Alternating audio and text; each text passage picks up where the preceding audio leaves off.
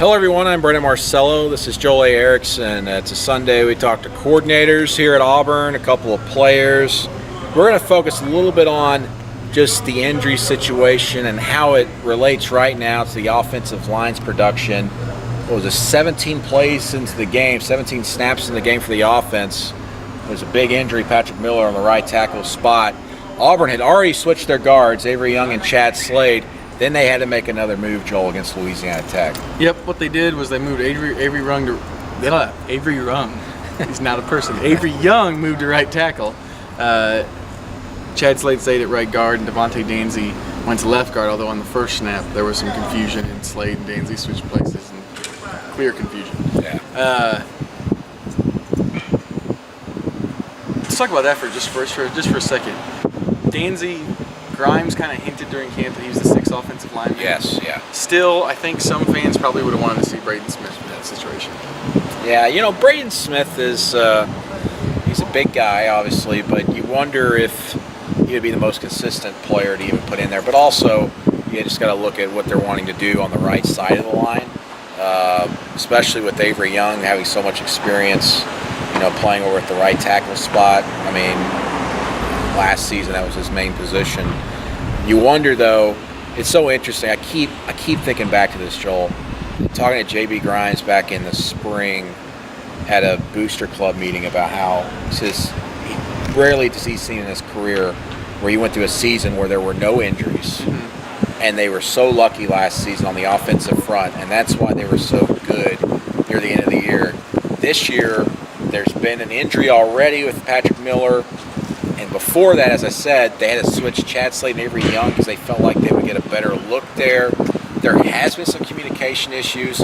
I've noticed even Sean Coleman has been struggling at times there at the left tackle spot. It does not look obviously like last season's line, and they're trying to tweak things, but now on top of that, they had to switch things around this last game. You wonder how different things would be if Alex Kozan was healthy. Absolutely. You know, Auburn obviously deep at offensive line. They've done they're 4-0, averaging 400-something yards a game. So they're not in dire straits yet. But you wonder if you lose a guy who people regard as a freshman All-American type player. There's a reason he's a freshman All-American type player. He's good, and I think you're starting to see you lose the entire left side of the line, shuffle some stuff around, and like you said, at some point there's going to be injuries. There's going to be injuries, yes. And then also related with the offensive line, look at the H-back spot. I mean, I think it's become apparent in my eyes that the biggest loss this season going into this year wasn't necessarily Trey Mason or Greg Robinson. It was Jay Prosh. I mean, the blocking there, the things he did on the edge was amazing. And you look at it now, Brennan Fultz is struggling at the point of attack from what I've seen. He's getting there. He's not holding his block. There were 2 plays in the Louisiana Tech game where Corey Grant lost yards, and it was a direct result of Brandon Fultz's man getting by him and tackling him in the backfield.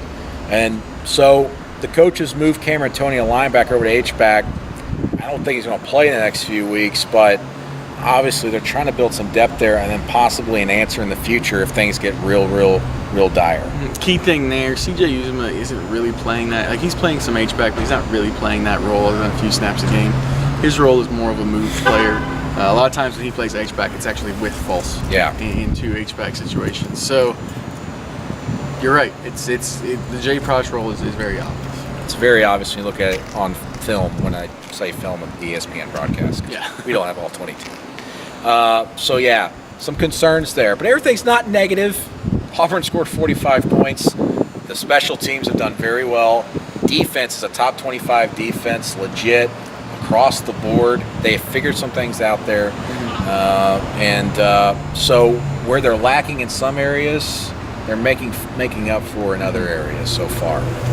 Well, we'll talk more about the defense in our next video at AL.com.